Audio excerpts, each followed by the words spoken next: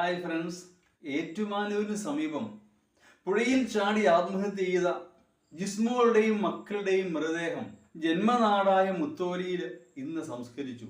ഏതാനും ആഴ്ചകൾക്ക് മുമ്പാണ് ഏറ്റുമാനൂർ ഷൈനിയും രണ്ട് പെൺമക്കളും ട്രെയിന് മുമ്പിൽ ചാടി ആത്മഹത്യ ചെയ്യുന്നത്.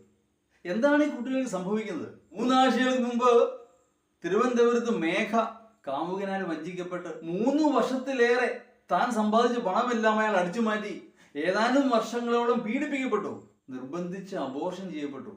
അവസാനം അയാൾ കൈയൊഴിഞ്ഞപ്പോൾ മരണമല്ലാതെ മറ്റൊരു മാർഗവുമില്ല എന്ന അവസ്ഥയിൽ ആ പാവം പെൺകുട്ടി ട്രെയിന് മുമ്പിൽ ചാടി ആത്മഹത്യ ചെയ്തു. എന്തുകൊണ്ടാണ് ഇങ്ങനെ സംഭവിക്കുന്നത്? തീർച്ചയായും പ്രശ്നങ്ങളെ നേരിടാനുള്ള ശക്തിയും കരുത്തും ആ പെൺകുട്ടികളുടെ മാതാപിതാക്കൾ അവർക്ക് നൽകുന്നില്ല. മാതാപിതാക്കൾ ഒരുക്കുന്ന കംഫർട്ട് സോണിൽ കഴിയുന്നത് കൊണ്ട് പ്രശ്നങ്ങളെ നേരിടാനുള്ള ശക്തി അവർക്ക് ലഭിക്കുന്നില്ല. ഈ കാര്യത്തിലാണ് നമ്മൾ പാശ്ചാത്യ ലോകത്തേക്ക് നോക്കേണ്ടത്. പ്രശ്നങ്ങൾ എല്ലായിടത്തും ഉണ്ട്. അമേരിക്കയിലേക്ക് നോക്ക്, അവിടേക്ക് ഇത്ര പ്രശ്നം ഉണ്ടായി കഴിഞ്ഞാൽ അടുത്തായി അവർ അഡ്വക്കേറ്റിനെ കാണും, വക്കീലിനെ കാണും. Now my advocate will talk on behalf of me. എനിക്ക് വേണ്ടി ഇനി എന്റെ വക്കീലാണ് സംസാരിക്കുന്നത്. അവിടെ തീർന്നു പ്രശ്നങ്ങൾ. പിന്നെ നിയമം നൽകുന്ന സംരക്ഷണ വലയമുണ്ട് അവർ ചുറ്റും. അവർ പിന്നെ ചാകാനോ കൊല്ലാനോ തീരുമാനിക്കുന്നില്ല. അവർ പിന്നെ ജീവിതത്തെ നേരിടുകയാണ്. അതെല്ലാം ഉപരി വിവാഹമോചനം എന്ന് പറയുന്നത് ഒരു മഹാഭാവമല്ല. അവിടെയൊന്നും ഇവിടെ നേരെ തിരിച്ചാണ്.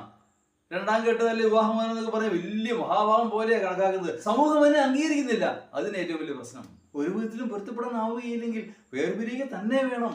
നിയമം നൽകുന്ന സംരക്ഷണ കവചത്തിലൂടെ ജീവനുണ്ടെങ്കിലല്ലേ ജീവിതമുള്ളൂ. ഞാൻ ആവർത്തിക്കുന്നു, ജീവനുണ്ടെങ്കിലല്ലേ ജീവിതമുള്ളൂ. ജീവിതമാണ് പ്രധാനം. Good bye.